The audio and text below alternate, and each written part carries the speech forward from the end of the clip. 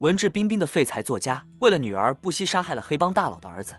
还学着自己小说写的犯罪过程，买来了一堆材料和工具，在浴室改装了一口大锅，准备通过煮火锅的方式让对方在这世界上彻底消失。事情的起因还要从前一天说起。这天是男人的生日，他满心欢喜地等待和女儿一起庆生，却发现女儿脸上多处淤伤。他猜测女儿是被男友打了，可女儿却坚称自己只是不小心摔了一跤。第二天在上班的路上，他无意间又听到路边的几个小混混提到女儿玲花的名字，他愣神地盯着对方看了2眼，没想到小混混也注意到了他，还上前羞辱，将烟头扔在他身上。等到几人离开时，他自我安慰很可能只是巧合，自己那么乖巧懂事的女儿怎么可能和小混混扯上关系？可看着走进夜店酒吧的几人，他还是忍不住地跟了上去，可没想到刚靠近就被保安拦住，二话不说就狠狠挨了一拳，随后更是被一把拖到无人的小巷，被扒光了衣服，还拍了照片。那帮混混走后，妻子打来电话询问女儿的生日过得怎么样，他强颜欢笑，假装什么事都没发生。为了不让妻子看到他受伤的样子，撒谎说晚上要加班，就不回去吃饭。挂掉电话后，就坐在地上哭了起来。突然，他想起女儿脸上的伤口，8成就是这帮人干的好事。此时，他心中只有无尽怒火，一定要搞清楚怎么回事。首先，他来到玲花租房的地方，确认女儿不在家后，用钥匙打开门进去，到处搜。他果然在厕所发现了2支牙刷。难道女儿已经交往了男朋友吗？此时，外面突然有个男人的声音不断的敲门，叫着玲花的名字。当发现门是开着的时候，对方便自顾自地走了进来。因为喝醉酒的关系，男人没有发现门口放着鞋子，他赶紧躲到了女儿的衣柜中。当对方看到里面没人，便跟自己的老板通电话，商量怎么从玲花的外公那里敲诈一笔巨款回来，等把钱弄到手就把玲花处理掉。他们以前就一直是这么干的。老板让他打开电视，这个时候电视上面正播放警察在山上找到了一具女性遗体时，遗体应该是他之前处理掉另一个女孩，只是没想到被警察发现了。老板警告他做事小心点。就在几个小时之前，他已经被一个叫哲雄的男人跟踪了。听到名字，男人才反应过来，那个中年男子是玲花的父亲。没想到玲花居然敢去家里告状，他要立马找到玲花，把她处理掉。这一切都被躲在衣柜的哲雄听到，他不能眼睁睁地看着女儿被杀，赶紧掏出手机通知女儿别回来，因为太紧张，结果手机掉到了地上，而发出的声音被男人听到。对方一步步朝着衣柜靠近，他赶紧捡起手机拨打了女儿的电话，哪知道女儿的手机没带走，就放在自己的床上，而对方也被声音给吸引开，并拿起玲花的手机接通了来电。他质问哲雄人现在在哪，玲花是不是在他那里？哲雄告诉对方，玲花在衣柜里给他准备了一份大礼。打开衣柜的一瞬间，哲雄用针扎在对方的大腿上，然后拿起房间里面的钟，照着对方的头就来了，一下一下，2下，3下，直到对方一动不动为止。这个时候，外面的门铃再次被人给按响。哲雄的妻子来看望女儿，进来看到了这不可思议的一幕，顿时被吓得瘫倒在地上。哲雄告诉妻子，这都是为了保护他们的女儿。妻子反而冷静下来，并赶紧提醒哲雄尸身要马上处理掉，让女儿看到就糟了。10分钟后，玲花回来了，夫妻2人已经将尸身藏好，地上的血迹也被他们擦干净。哲雄指着自己受伤的脸说，跟他新交的那个男朋友发生了一点小摩擦，这里已经不安全了，玲花必须跟他们回家里住去。母亲也在一旁附和，看到父母已经知道了，他找了一个小混混当男友，他说会尽快跟对方分手，殊不知已经没有分手的必要。为了避免被女儿发现，妻子带着女儿先离开，而哲雄留下来善后。但刚刚被杀男子的同伙似乎已经盯上了他们，死者的同伴撬开房门摸了进来，这位就比之前那位小心多了，进来之后就到处搜查。哲雄则躲在厕所不敢出去，因为尸身就藏在这里。对方检查到了厕所后，他假扮成清洁工的样子，说是玲花委托他来打扫，对方也没有识破他的身份，谎称自己是玲花的朋友。既然玲花不在这里，那他就不打扰。临走前还不忘拨打同伴的电话，确认一下同伙在不在房。好在死者的手机已经被哲雄提前破坏掉，手机自然是无人接听。小弟赶紧跟老板汇报，他们派去找玲花的盐人失踪了，而且盐人的身份特殊，是某个大人物的儿子。老板通知小丽务必尽快找到盐人。将女儿送到家后，妻子便照着丈夫的指示买来了一堆的工具和材料。以前她写的悬疑推理小说都是教别人怎么处理遗体的，这次为了女儿，她必须要使出看家本领，哪怕是以后都要一直活在恐惧之中，她也一定要让事实彻底的从这个世上消失。处理不掉的部分，她只好放在行李箱中带回了家。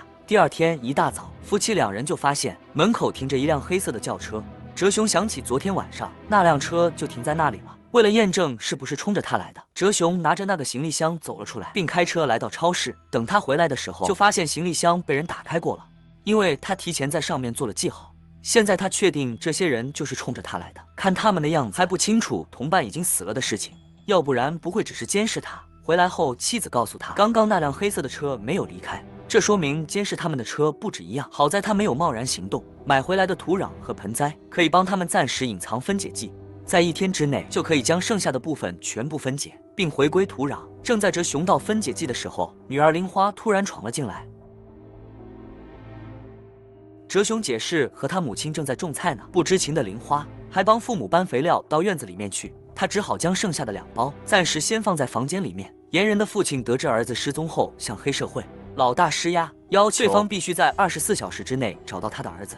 必要的时候可以使用一些非常手段。小弟们得到指示，趁着哲雄几人在院子的机会，潜入家里安装偷听设备。玲花似乎听到了奇怪的声音，哲雄赶紧回到房间查看，好在2包东西还在，以免发生意外，先藏起来。哲雄刚刚离开房间，潜入者就从柜子里面钻了出来。他发现刚刚还在的盆栽已经被哲雄拿走了，但他不能停留太长时间，于是安装好偷听设备便回到了车上。从夫妻2人的闲聊中，他们发现了一条重要线索，除了严人去过玲花的出租房内，还有一个跟踪狂也去。但他们不知道的是，夫妻2人比他们想的要聪明，早就发现他们安装的偷听设备，故意提供假的线索误导他们，连对话都是提前写好。最后在结尾的地方假装意外地发现了偷听设备，然后借机给拔掉。之后趁着女儿洗澡的间隙，2人赶紧拿出了剩下的2包。妻子主动提出买其中1包，这都是为了他们的女儿，不是他们要故意杀人，老天会原谅他们的。晚上哲雄梦到严人来索命，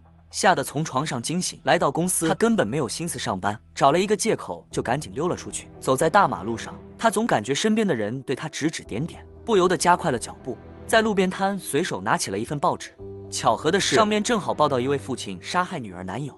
最后被抓住的新闻。老板一脸阴沉地看着他，他赶紧放下了报纸，没走2步，迎面就有2个警察过来。警察问他发生什么事了吗？他假装若无其事地走开。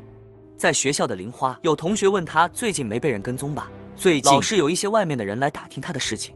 玲花认为可能是自己男友，可奇怪的是，最近她拨打男友的电话，对方总是关机的状态。母亲发现女儿不在家后，吓得赶紧打电话叫女儿回来。玲花不知道的是，她刚刚和朋友说的话已经被一个戴着帽子的男子偷偷地录了下来。哲雄再次来到女儿的出租房内，发现尸臭的味道越来越浓了，他不得不检查每一个地方，然后撒上香水掩盖气味。24小时过后，黑帮的人还没找到野人，严人的父亲亲自给车上的工医通电话，说他可以出双倍的价钱，让工医尽快找到严人。在家的玲花跟母亲说起今天同学问他最近有没有人跟踪他的事，他告诉同学没人跟踪自己。母亲这才意识到不妙，赶紧打电话提醒丈夫，但一直没人接听电话。其实这个时候哲雄已经快到家了，只是还没进门就被工艺给偷袭了，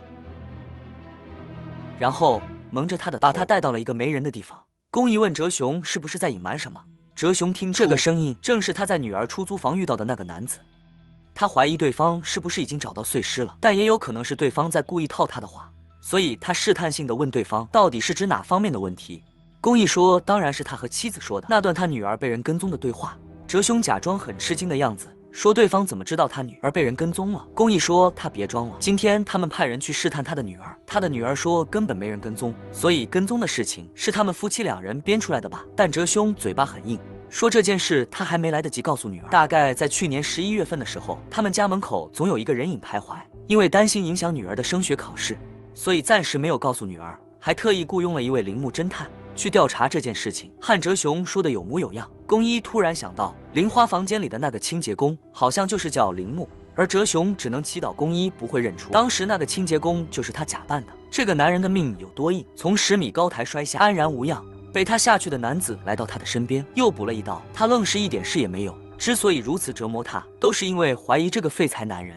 杀了他们黑帮的帮派成员。就在2天前，帮派里的一个叫严人的成员去了男子女儿的出租房后，人就莫名其妙的消失了，所以被黑帮成员绑在此处逼供。男子这个时候大脑飞速运转，如果自己说不知道，万一对方已经从他女儿那里得知自己去过出租房，那他就不可能完全置身事外。如果说自己知道这事，那他就必须交代言人的行踪。左右两边他都不能回答，他只能再一次试探对方，说自己的女儿应该都说了吧，干嘛还要多此一问呢？宫一说从他的女儿那里得知，言人不但去过玲花的房间，还在里面跟人发生过冲突，还好他刚才没有乱说话，没想到对方已经知道了这么多信息，于是他接着把戏演下去，说女儿那里的信息是自己告诉女儿的，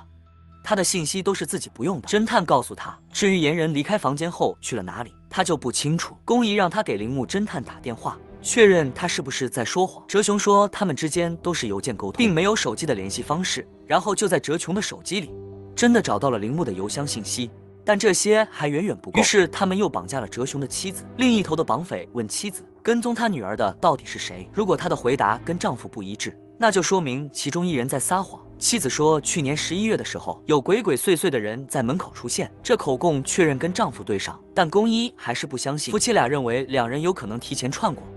哲雄此时心惊不已，他和妻子确实提前串过，就是为了应付这种突发的情况。但也只串供了这一个问题，要是对方问其他的问题就糟了。当被问到言人去了哪里的时候，这个问题难住了哲雄妻，所以他只能东拉西扯，说了一堆没用的，拖延了大量的时间。好在此时绑匪设定的时间到，他们不能在人家家里待太久，万一有人报警就麻烦了，而且证词已经对上，也没有继续审讯的必要。所以组织成员不顾宫一的阻止，全部选择了撤退。哲雄本以为终于逃过一劫，但宫一却说杀了他们夫妻，然后再嫁祸给他们也是一样的，这样省事还能赚一笔钱。此时宫一的老板打来电话，质问他为什么要擅自行动，万一招来警察怎么办，让他立刻回来汇报情况。哲雄这才发现，原来黑帮里的人也不是一条心，其他人都走后，只剩下宫一和哲雄。宫一明显有些不甘心，问哲雄是不是杀了言人，然后把言人尸身扔进了大海。就算不是他杀的也没有关系，言人的父亲只给了他4天的时间，找不到言人他也要死。现在只能委屈哲雄当个替死鬼，让他来当这个凶手好。哲雄感叹这个家伙太强了，自己的计划几乎都被对方给猜中。哲雄现在只能炸他，说万一言人没死，回来后将来他怎么跟组织解释？这确实让对方为难了。于是哲雄借机提出合作，两人一起找到言人。怎么样？杀了黑帮头目的儿子要如何保命？男人想出了一个石破惊天的计划，就是要帮着黑帮的人去找已经被他毁尸灭迹的人。是的，你没听错，他要去找一个不可能找到的人。但黑帮的功力也不是那么好骗，4天之内如果没找到人，对方还是打算将他当成替罪羊。为了防止哲雄逃跑，宫一将哲雄手机里的资料复制了一份到自己手机上，要求哲雄不能关机，还要随时接听电话，不然就杀掉他的家人。回到家的哲雄安慰妻子说，他们的嫌疑暂时洗清了，其实接下来他要面临更大的危险，只是不想让妻子担心而已。第二天，女儿玲花好奇父亲怎么又受伤了。哲雄欺骗女儿说是自己摔的。玲花问父亲最近为什么总是奇奇怪怪的，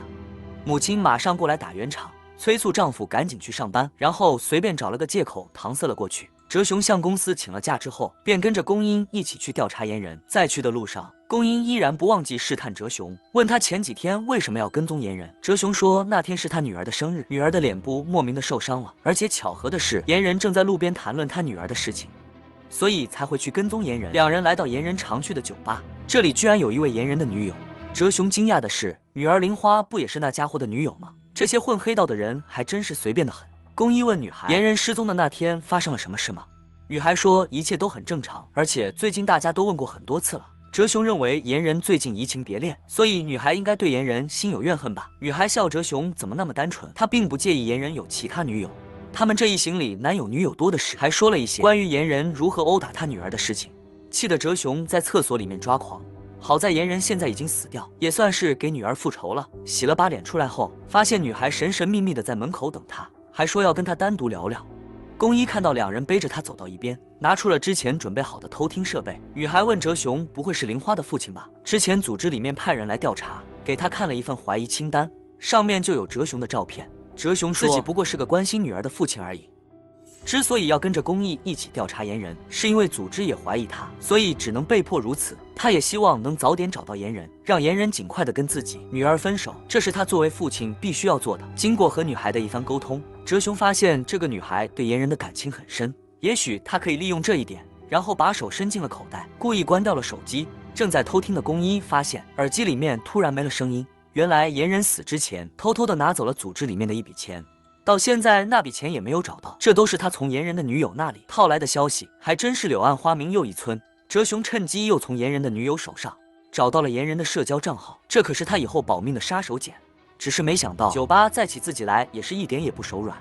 他们点的几瓶酒要几千万，而公益也猜出这是组织里面对他之前擅自行动的一种惩罚。只是哲雄被无辜牵连，对方拿了一个包给两人，让他们去找另一伙人交易，完成任务就会放他们离开。两人把包打开，发现里面全是假的违禁品，一旦被交易的人发现，他们两人就完蛋了。就算能活着回来，组织说不定也会杀人灭口。哲雄吓得掉头就要逃跑，他可不想稀里糊涂的死在这里。光一叫住他说，组织的人就在外面盯着，跑出去也没有用，还不如赌一把，至少还有一半的胜算。就在这紧要关头，公一还在关心哲雄是什么时候发现他偷偷安装监听软件呢？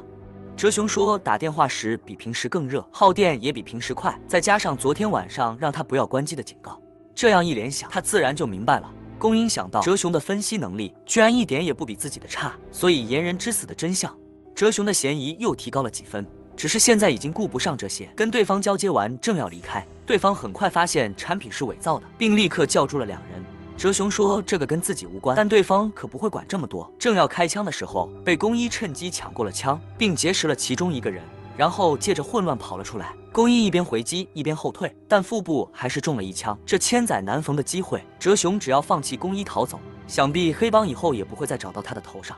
但良知还是驱使他返回，并带着公一一起离开。公英说自己的计划只差一步，没想到还是要死在这里。此时对方已经追上他们，拿枪指着哲雄说游戏到此为止。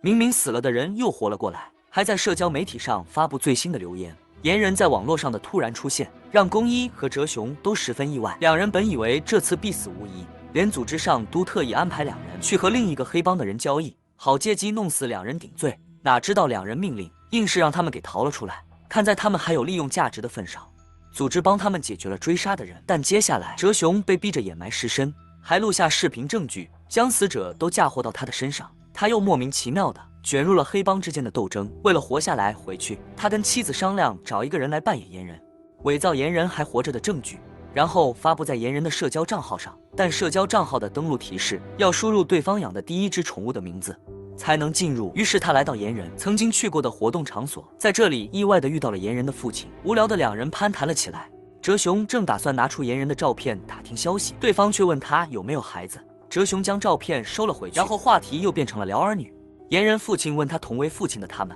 一旦孩子受到伤害，是应该要求对方道歉呢，还是毫不客气的杀死对方？哲雄想起杀死岩人的那一幕，但嘴上却说着自己不会那么做，而且杀人这种话题也太敏感了。岩人的父亲毫不避讳说，一旦发现有人伤害他的孩子，他一定让对方生不如死，并回忆起嫣然小的时候性格就非常的粗暴，妻子给嫣然买了一个宠物，这才变得安静了下来。儿子失踪的这段时间，他经常来这里找寻儿子的下落。哲雄听到心里一惊，对方不会就是嫣然的父亲吧？当对方询问他的名字时，他下意识地说出了一个假名字，但他不知道的是，对方从他的神态中猜出了他说的是假话。普通人干嘛要隐瞒自己的名字？觉得哲雄要重点关注一下。而此时在酒吧的哲雄还不知道自己已经被对方怀疑，拿出照片向酒保打听嫣然的过往。服务员说，刚刚那个男子也是来找照片上的人。这下哲雄确认对方真的是嫣然的父亲。想起刚刚对方好像提起嫣然宠物的名字，他抱着试试看的想法，没想到还真的登上了嫣然的社交账号。妻子则找到了当年同在戏剧社的同学，夸赞了对方一通，说着要回忆一下曾经的往事，帮忙拍摄一段视频内容，还拿出提前准备好的衣服。对方很开心地答应了拍摄要求，因为是从背面拍摄，让人根本分不出真假。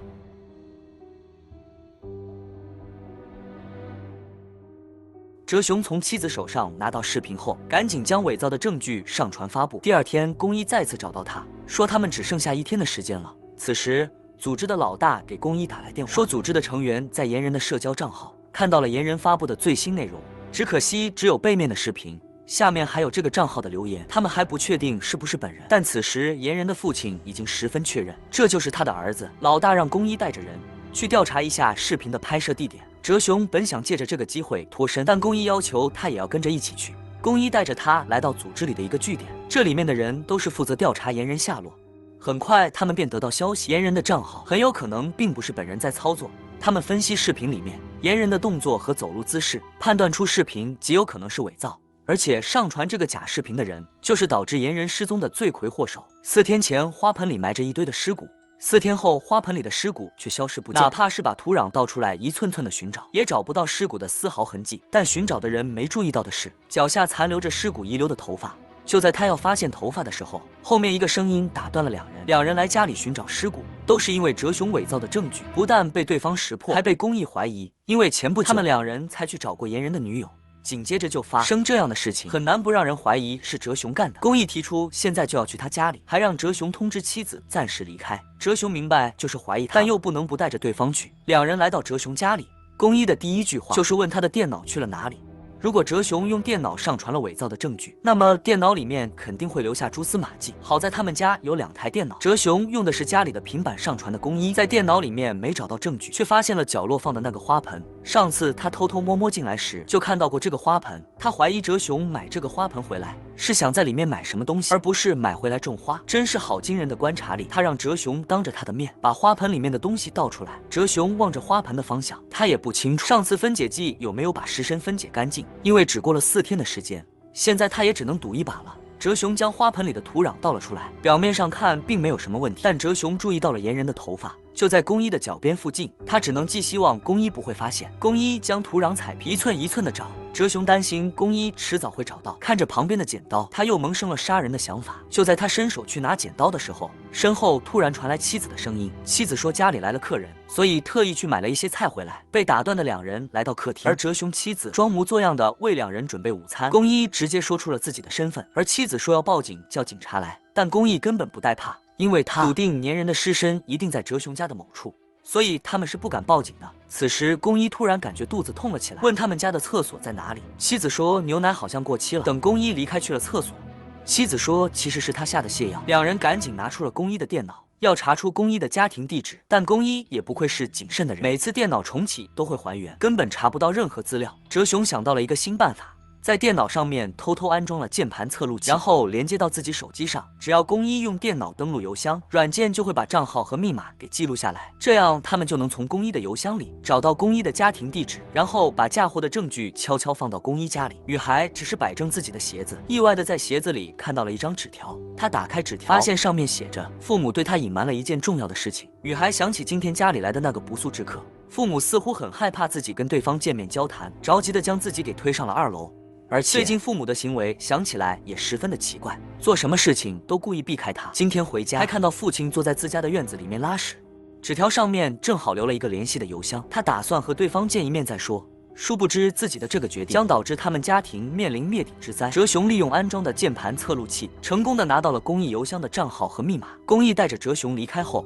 妻子用家里的平板电脑登录了公益的邮箱，在其中的一封邮件里面，妻子看到黑帮的整个计划是打算在明天晚上就准备将哲雄杀死。在其他邮件中，他找到了公一的地址，他赶紧拿着电脑和包裹出门，让女儿玲花在家好好待着。公一带着哲雄再次来到玲花的出租房，想要在这里找出一些遗留的线索。而哲雄的妻子赶到公一的家门口，在这里他看到了公一的母亲，假装是某个品牌的销售人员。从公一的母亲这里得知，对方并不清楚儿子在做什么，但公一总是寄东西回家，让母亲十分的开心。因为丈夫死得早，这么多年母亲全靠公一才撑下来，公一也十分的孝顺，还说要将他们家变卖的食堂再赎回来。听到这里，哲雄妻子有些心软，本来他带来的电脑和岩人头骨，打算找个机会放在这里，好栽赃让组织怀疑公一。现在这种情况让他犹豫不定，但一想到自己的女儿，他还是狠心的留下了那些东西。也许每一个妈妈都是自私的，为了保护自己的孩子，只能这么做。殊不知此时在家的女儿在门口看到了那个纸条，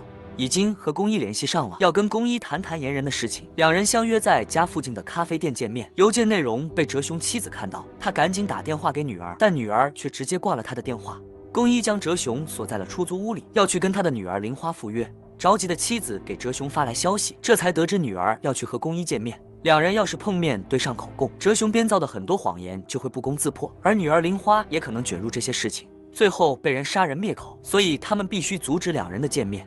为了在1分钟之内挣脱手铐，男人差点废掉了一只手，可30分钟后又把手重新塞回了手铐。离开的这30分钟，他偷偷去超市买了一个照射笔，而这支笔成功的救了他的小命。只因他刚刚要离开的时候，黑帮的成员突然来到这里，他和妻子只好先躲了起来。好在对方不是来监视他的，放了一个东西在信箱中便离开。哲雄偷偷的打开，才发现是多波域光源器。用这个照射墙体和地板，就能将血迹和指纹显示出来。这个明显是打算在女儿的出租房内使用。没想到宫一的心思如此缜密，他们栽赃的计划不能再等了，必须要立刻开始行动。哲雄让妻子先去找女儿，而他则去宫一的出租房，那把设备偷偷的藏在宫一的住所里。但哲雄没想到宫一安装的是防盗锁，普通的撬锁工具根本打不开，工具还差点卡在里面了。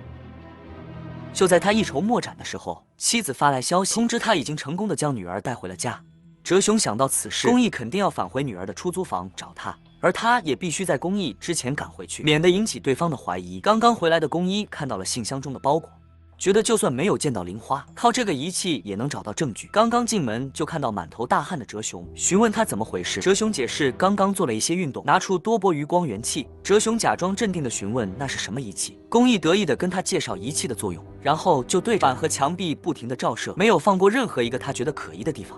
但诡异的是，不管是厕所还是房间，都没有发现丝毫的痕迹。原来赶回来之前，哲雄特意去了一趟超市，在超市买了黑光照射笔后，和指纹笔悄悄做了兑换。宫一对着设备观察起来，并拨通了组织成员的电话，询问对方没有买错设备吧，并说还有一个信封已经放在他的家里，是他特意在邮件里面嘱咐了。察觉到不对劲的宫一赶紧拿出了自己的笔记本电脑，但在邮箱中并没有看到那封让别人送东西的邮件。宫一认为可能是被黑客给入侵了，因为最有动机这样做的人刚刚被他锁在了这里，怎么可能有时间入侵到他的邮箱里面做那些事情？宫一计划重启电脑，哲雄想到一旦重启，那他安装的测漏器也会被清除，于是他故意转移宫一的注意力，说组织里面的人正在伪造他杀害岩人的证据，然后把岩人之死嫁祸给他。刚刚组织的人不是说送了东西到他家里吗？宫一说自己家没人能进去，他安装了防盗锁。哲雄说组织里的人可能偷偷复制了他的钥匙，毕竟黑帮的人做事手段他很清楚。宫一本来跟组织里的人就有矛盾，这样一说他有些半信半疑，打算亲自回去确认一下，于是带着哲雄一起回了家，好不容易混了进来。由于宫一时时刻刻盯着他，哲雄几乎找不到机会，偷偷放下诬陷的证据。等两人检查完房间后，并没有发现任何的异常。宫一又开始怀疑起哲雄，毕竟组织里面把自己当成凶手，明明对哲雄更有利，为什么哲雄还要提醒自己呢？除非心里有鬼，哲雄一定是杀害岩人的凶手。而哲雄此时也在想着怎么把岩人之死嫁祸给宫一，明天他们其中一个人注定要成为岩人之死的替罪羊。家里面多了一具尸鬼，甚至还锁在自家的保险柜中。保险柜明明有2道密码锁，甚至屋主人昨天还亲自打开，并没有发现什么异常。可第二天尸骨就突然出现在里面，是谁又是用什么方法，神不知鬼不觉地将尸骨放了进去。昨天宫一为了防止保险柜的密码泄露，特意让哲雄背过身去。虽然保险柜里没有发现问题，但宫一的心中已经笃定德雄一定是杀害岩人的凶手。明天晚上7点，他们之中必有一个人要为岩人之死负责。此时两人心中都各怀鬼胎，都认为对方明晚必死无疑。可第二天，黑帮内部就突然收到匿名消息，匿名人自称是组织叛逃人员，参与了岩人和宫一在1年前窃取组织钱财的计划，而且还爆料岩人和宫一因为分赃不均起过冲突。组织立刻派人去搜查岩人的住所，并单独将哲雄叫出来问话，询问宫一昨天都做了什么。抓住机会的哲雄自然是添油加醋了一番，将1年前组织失窃的钱财都嫁祸到宫一的头上。于是组织带着两人来到宫一的住所搜查，果然发现了一个巨大的保险柜。此前派去岩人住所搜查的人打来电话报告，找到了1年前组织失窃的钱财，而且号码也能完全对上。宫一说这个保险柜里面的钱都是他这些年存下来的，跟组织失窃的钱无关。但这个时候根本没人信他，老大让他打开保险柜确认，打开之后经过号码比对，还真的不是失窃的那笔钱，只是保险柜里面不知何时多了一个黑色的袋子。宫一说这个袋子不是他的，昨天他打开保险柜的时候根本就没有这个东西，当时哲雄就在现场，可以为他作证。但哲雄说宫一打开保险柜的时候他是背对着宫一的，所以他也不知道里面有什么。正当众人以为袋子里面装的是钱的时候，结果倒出了一堆的事，把一众人都惊得说不出话。此时组织一个成员想起了早上收到的那份匿名邮件，是宫因为分赃不均杀害了岩人，这个说法瞬间变得十分合理，毕竟人证物证据在无法抵赖，现在只要将尸骨拿去鉴定，便知道是不是岩人的了。宫一看着辛苦积攒的钱被组织收走，心中莫名的悲凉，这些钱本来是打算帮母亲赎回餐厅的，他甚至怀疑是竹田对他的打击陷害，也没怀疑是哲雄做的手脚，因为他根本想不到哲雄是怎么在这么多人的眼皮底下将东西放进保险柜的。组织里的老大也并不关心是不是宫一杀害了妍妍，他只是想找一个人来顶罪而已。而宫一恰好撞到枪口上罢，哪怕宫一真的是被人给陷害，也只能说明宫一是个无能之辈，要不然怎么会在自己家的保险柜里面被人放进了栽赃的东西。而哲雄接着这个机会，成功的把自己的嫌疑嫁祸给了宫一。宫一能败得如此彻底，不是因为在智力、行动能力以及动机方面输给哲雄，只是因为宫一只能孤军作战，而哲雄有一个隐藏帮手罢了。而这个帮手也是所有人都想不到的